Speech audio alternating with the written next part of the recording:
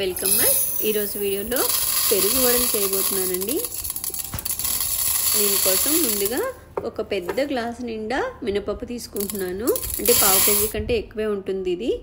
ఈ మినపప్పుని శుభ్రంగా కడిగేసుకుని నానపెట్టుకోవాలి. ఒక 2 hours 3 hours నానిపోయిన తర్వాత మళ్ళీ ఇంకొకసారి క్లీన్ చేసేసుకుని రుబ్బేసుకోవాలండి. దీనికోసం నేను ఒక రోల్ని రెడీ చేసుకుంటున్నాను. ఈ రోలు గ్రానైట్తో చేసిందండి. ఇది మహాబలిపురంలో కొనుక్కొచ్చాం దీన్ని. ఇది కాస్ట్ 12,000 పడిందండి ఇది. కానీ చాలా బాగుంటుంది చూడడానికి. ఇంకా మినపప్పుని కొంచెం కొంచెంగా వేసుకుని, అంటే ఇది చిన్న రోల్ అవ్వడంతో దాన్ని ఒక 2 సార్లుగా రుబ్బవలసి వచ్చింది. ఈ పెరుగు వడని నేను నెల్లూరు స్టైల్లో చూపిస్తున్నాను. అంటే దీన్ని రకరకాలుగా చేస్తూ ఉంటారు. కొంతమంది ఆనియన్స్ వేస్తారు, కొంతమంది వేయరు. అలాగే కొంతమంది మిరియాలు వేస్తారు, కొంతమంది వేయరు. అట్లాగా డిఫరెన్సెస్ ఉంటాయి. ఇంకా చిన్న చిన్న సైజులో చేస్తారు, అలాగే కొంచెం పెద్ద వడలుగా కూడా చేసుకుంటూ ఉంటారు. నేనైతే మీడియం సైజులో చేయబోతున్నాను. ఈ పెరుగు వడకి మినపప్పుని బరకగా రుబ్బుకోకూడదండి. అంటే మనం వడలు వేసుకుంటాం కదా, పలుకుగా ఉంటుంది. అలా కాకుండా కొంచెం మెత్తగానే రుబ్బుకోవాలి. అప్పుడే మీకు పెరుగులో ఇవి నానినప్పుడు పలుకుగా మనకి తగలకుండా ఉంటుంది. అంటే మరీ మెత్తగా అని కాదు, కానీ కొంచెం బరకగా ఉండేటట్లుగా సాఫ్ట్గానే రుబ్బుకోవాలి. ఇట్లా 2 వాయిల్గా రుబ్బవలసి వచ్చింది. డైట్ ఫుడ్ల గురించి ఎక్కువగా మాట్లాడుకుంటూ ఉంటాం కదా, కానీ ఇది మాత్రం డైట్ ఫుడ్ అని ఎలా చెప్తామండి. మొత్తం ఆయిలే ఉంటుంది వడలో. కానీ ఈ వడల్లోంచి ఆయిల్ కొంచెం తగ్గించి మనం పెరుగు వడలు ఎలా చేసుకోవాలనేది నేను ఈ వీడియోలో చూపిస్తాను. అంటే వడలు ఆయిల్ని పీల్చుకుంటాయి కదండి. ఆ పీల్చుకున్న ఆయిల్ని సగానికి సగం మనం ఎలా బయటకు తీసుకురావాలనేది చూద్దాం. ఇలా మినపప్పు అంతా రుబ్బేసి పక్కన పెట్టేసుకోండి. దాంట్లో మాత్రం మర్చిపోకుండా ప్రతిసారి, అంటే ప్రతి వాయి రుబ్బుకున్నప్పుడల్లా మనం సాల్ట్ని యాడ్ చేసుకోవాలి. లేకపోతే పిండి కరుణ అయిపోతుంది. దానివల్ల వడలు టేస్ట్ మారుతాయి. లాస్ట్లో ఇంక తీసేస్తున్నాం అనుకున్నప్పుడు సాల్ట్ వేసుకుని, మనకి రుచికి సరిపడా సాల్ట్ వేసుకుని తీసేసుకోండి. మీరు వడలు చేయడానికి టైం ఉంది, అంటే ఇంకేదన్నా పని ఉండి వడలు చేయడం టైం పడుతుంది అనుకున్నప్పుడు ఈ పిండిని ఖచ్చితంగా ఫ్రిడ్జ్లో పెట్టేసుకోండి. అప్పుడు మీకు చాలా పైన క్రిస్పీగా వస్తాయి. పిండి రెడీ అయిపోయిన తర్వాత బాండలు పెట్టేసి ఆయిల్ వేసేసుకోండి. ఇంకా వడల్ని మనకి నచ్చిన సైజులో, అంటే చిన్నవి చేసే వాళ్ళు ఉంటారు, అలాగే కొంచెం పెద్ద వడలుగా కావాలి అనుకునే వాళ్ళు వేసుకుంటూ ఉంటారు. నేనైతే కొంచెం మీడియం సైజులోనే చేస్తున్నానండి. అంటే ఇవి పెరుగులో వేసినప్పుడు పీల్చుకుని ఇంకొంచెం పెద్దవిగా అయిపోతాయి. అందుకని మీరు చూసి చేసుకోండి. ఇట్లా అన్ని వడలు కాల్చేసుకుని పక్కన పెట్టేసుకోవాలి. ఈ పిండిలో మనం జస్ట్ సాల్ట్ ఒకటే యాడ్ చేసాము, ఇంకేం యాడ్ చేయలేదు. ఆ కొత్తిమీర, ఉల్లిపాయలు, మిరియాల పొడి అవన్నీ ఏమి యాడ్ చేయలేదు. చెన్నై వైపు మాత్రం ఈ పిండిలో ఇలా పెరుగు వడలు చేసే దాంట్లో మిరియాల పొడి కలుపుతారని విన్నాను నేను. ఇంకా వడలన్నీ కాల్చేసుకొని పక్కన పెట్టేసుకున్న తర్వాత ఒక బేసిన్ కానీ ఒక పళ్ళెం కానీ అలా తీసుకుని పెరుగు వేసేస్తున్నాను. ఇది 1.5 లీటర్ వరకు ఉంటుంది ఈ పెరుగు. దాన్ని ఫస్ట్ బీట్ చేసేసుకోవాలి. అంటే కవ్వం లాంటిది తీసుకుని కొంచెం అదేనా గడ్డలుగా ఉంటే ఆ పెరుగుని బాగా చిలికేసుకోవాలి, బీట్ చేసేసుకోవాలి. దీంట్లో ఈ పెరుగుకి సరిపడా, అంటే మనకి వడలోకి సరిపడా సాల్ట్ మనం వడల్లో వేసేసాము. ఇప్పుడు ఈ పెరుగులోకి సరిపడా సాల్ట్ని మనం దీంట్లో యాడ్ చేయాలి. బాగా చిలికేసుకున్న తర్వాత ఈ పెరుగులో పెట్టుకోవాల్సిన తిరుగుమాతకి రెడీ చేసుకుందాం. నేను ఒక ప్యాన్ తీసుకుని ఒక 4-5 స్పూన్స్ ఆయిల్ వేసాను. దాంట్లో ముందుగా ఎండుమిర్చి, అవి కొంచెం బాగా రెడ్గా అయిపోయిన తర్వాత ఆవాలు వేసుకోవాలి.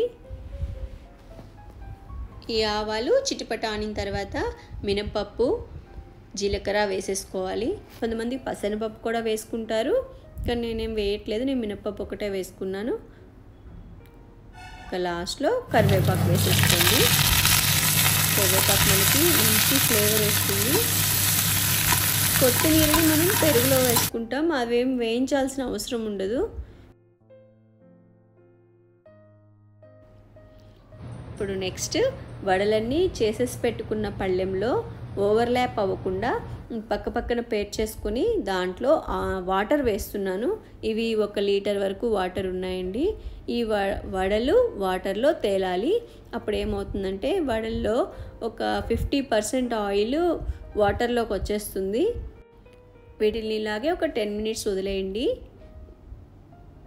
ఇప్పుడు మనం ఈ పెరుగులో వేసుకోవాల్సిన వస్తువులు ఏంటంటే కొత్తిమీర, పచ్చిమిర్చి, కొంచెం అల్లం ముక్క, అలాగే క్యారెట్ తురుము. ఈ పచ్చిమిర్చిని అల్లాన్ని కొంచెం దంచేసుకోవాలి. అంటే మరీ సాఫ్ట్గా కాకుండా కొంచెం పలుకుగా దంచుకోవాలి. అలా దంచుకుంటే ఒక టేస్ట్ ఉంటుంది. అలాగే కట్ చేసేసి కొంతమంది ముక్కలు వేస్తారు, అది ఇంకొక టేస్ట్ ఉంటుంది. కానీ ఇలా వేయడం వలన మీకు పెరుగులో ఈ ఫ్లేవర్స్ అన్నీ బాగా మిక్స్ అవుతాయి. ఈ పచ్చిమిరపకాయ అల్లం కలిసిన టేస్ట్ అనేది చాలా బాగుంటుంది. కొంతమంది ఎండుమిర్చి ఎక్కువ వేసుకుని పచ్చిమిర్చి వేసుకోరు పెరుగు వడల్లో. కానీ అలా చేయడం వలన పెరుగు వడ కలరు రెడ్గా అయిపోతుంది పెరుగు. ఇప్పుడు ఈ వాటర్ అన్నిటిని వేరే ప్లేట్లోకి వంచేసుకోండి.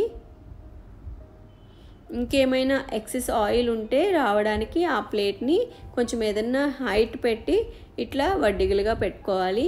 ఇదండి, గమనించారా? ఆయిల్ అంతా ఈ వాటర్లోకి వచ్చేసింది. అంతా అంటే అంతా కాదు, కొంతవరకు వచ్చింది. ఇప్పుడు ఆ ప్లేట్ని కొంచెం డ్రైన్ అయ్యేటట్టుగా, వాటర్ డ్రైన్ అయ్యేటట్టుగా వెనుక వైపు కొంచెం హైట్లో ఉంచి ఇట్లా పెట్టుకోవాలి.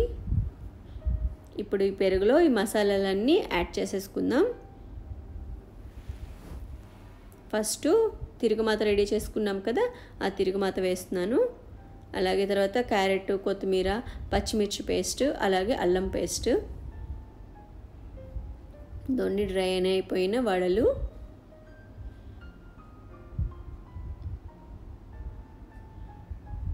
అన్నీ రెడీగా ఉన్నాయి. ఇప్పుడు అన్నీ మిక్స్ చేసుకోవడం ఒకటే బ్యాలెన్స్ ఉంది. ఈ పెరుగులో ఈ మసాలా వేసేస్తున్నాను. ఫస్ట్ తిరుగుమాత,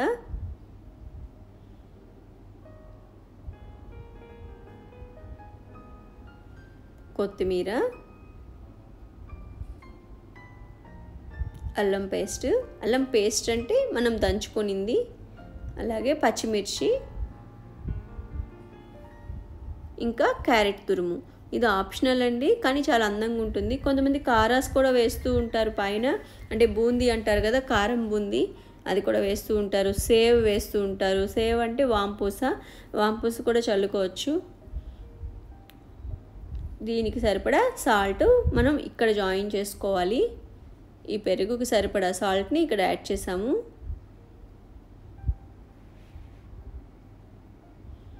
ఈ మసాలాలన్నీ బాగా కలిసేటట్టుగా పెరుగంతా కలిపేసుకోవాలి. ఒక 5 మినిట్స్ వదిలేసామంటే మనకు ఆ ఫ్లేవర్స్ అన్నీ ఆ పెరుగులోకి వచ్చేస్తాయి. అప్పుడు మనం సాల్ట్ ఒకసారి చెక్ చేసుకుని, కారం తగ్గితే 2 పచ్చిమిరపకాయలు దంచి కలిపేసుకోండి. సాల్ట్కి తగ్గితే సాల్ట్ యాడ్ చేసుకోండి. మరీ చిక్కగా కాకుండా మరీ పలుచగా కాకుండా ఈ పెరుగును రెడీ చేసుకోవాలి.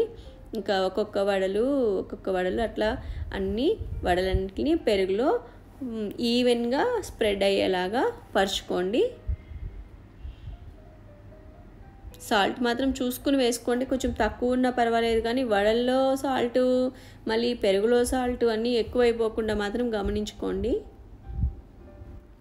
ఫంక్షన్స్లో అట్లా పెట్టే వడలు చాలా కొంచెం చిన్న సైజు ఉంటాయి. పెరుగు ఎక్కువ వేసేస్తే దాంట్లో కొంచెం చక్కెర కలిపేస్తారండి వాళ్ళు, తీయగా అనిపిస్తాయి ఎందుకనో. ఇదండి, పైన క్యారెట్తో గార్నిష్ చేసేస్తున్నాను. అంటే కారపూస మళ్ళీ ఆయిల్ కదా, అందుకనేసి నేను క్యారెట్ తీసుకున్నాను. ఇంకా దీన్ని ఇలాగే ఒక 1 అవర్ పాటు వదిలేసేయండి. క్రిస్పీగా ఇష్టపడే వాళ్ళు వెంటనే తినేయచ్చు, కానీ కొంచెం నానితే బాగుంటుంది, సాఫ్ట్గా ఉండాలి అనుకున్న వాళ్ళు ఒక 1 అవర్ 1.5 అవర్ తర్వాత తినండి. నేను ప్లేట్ పెట్టేసి కవర్ చేసేసి ఒక 1 అవర్ 2 అవర్స్ వదిలేస్తున్నాను. ఇదండి, మన పెరుగు వడ రెడీ అయిపోయింది నెల్లూరు స్టైల్లో. ఆవాలు అవి మాత్రం కొంచెం తక్కువగానే వేసుకోండి, మరీ ఎక్కువ వేసేసుకోవద్దు, అది చిరు చేదునిస్తాయి. ఇప్పుడు ఈ పెరుగు వడని సర్వ్ చేసేసుకుందాం. తీసుకునేటప్పుడు మాత్రం మనం ఫిష్ కర్రీని ఎంత జాగ్రత్తగా అయితే తీసుకుంటామో ఈ పెరుగు వడని కూడా అంతే జాగ్రత్తగా తీసుకోవాలి, లేదంటే వడలు విరిగిపోతాయి. నేను ఫస్ట్ మధ్యలో తీసేస్తున్నానండి. దానివల్ల ఏంటంటే మనం పెరుగు కూడా సర్వ్ చేసుకోవడానికి వస్తుంది. చూడండి చేసినప్పుడు ఎంత ఉన్నాయి వడలు. ఇప్పుడు నానిన తర్వాత పెరుగంతా పీల్ చేసుకుని కొంచెం సైజ్ ఇంక్రీజ్ అయిపోతాయి. మనం వడ్డించేటప్పుడు కూడా ఒక వడ వేసాము అంటే ఒక బౌల్లో దానికి ఒక 2 గరిటెలు పెరుగు వేయాలి, అప్పుడే టేస్ట్గా ఉంటుంది. ఇంకా ఈ నెల్లూరు స్టైల్ పెరుగు వడని మీరు ఖచ్చితంగా ట్రై చేసి చూడండి. మనకి ఇంట్లో ఏదైనా చిన్న చిన్న ఫంక్షన్స్ ఉన్నప్పుడు, ఎవరైనా వస్తున్నారు గెస్ట్లు అనుకున్నప్పుడు కూడా మనం ఈ రెసిపీని ఈజీగా చేసేసుకోవచ్చు. ఏంటంటే 2-3 అవర్స్ బిఫోరే తయారు చేసేసి పక్కన పెట్టేయచ్చు కదా. ఇదండి మనం ఎవరికన్నా ఇవ్వాలన్నా అట్లా కూడా మనకి సర్వ్ చేసుకోవడానికి కూడా ఈజీగా ఉంటుంది. మీకు ఇష్టమైతే పైన కారపూస చల్లుకోవచ్చు, అది ఇంకొంచెం బాగుంటుంది టేస్ట్. ఇంకా వడలు తీసుకునేటప్పుడు మాత్రం ఒక్కొక్కటిగా విడివిడిగా తీసుకోవాలి, అంటే నలిగిపోకుండా. ఓకే అండి, ఈ వీడియో కనుక మీకు నచ్చినట్లయితే లైక్ చేయండి, షేర్ చేయండి, అలాగే సబ్స్క్రైబ్ కూడా చేయండి. Thank you for watching.